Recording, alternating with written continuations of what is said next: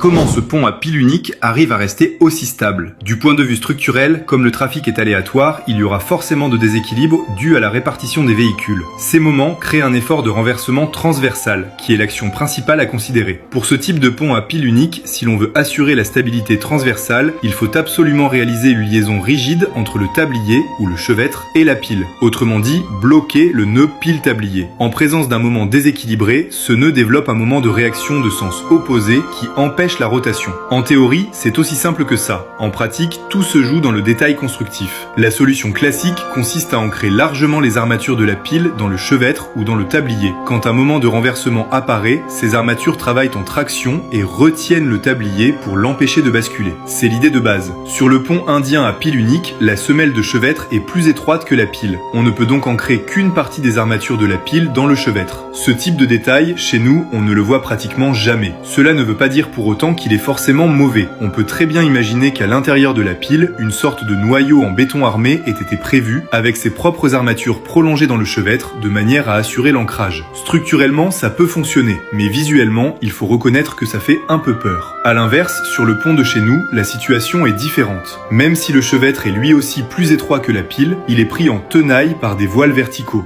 directement noyés dans la pile. Ce dispositif permet non seulement de réaliser un encastrement très efficace au niveau du nœud, mais donne en plus un aspect très massif et très rassurant. Si le pont indien adoptait une solution comparable, son comportement ne serait pas nécessairement meilleur, mais en tout cas, il inspirerait beaucoup plus confiance à l'œil.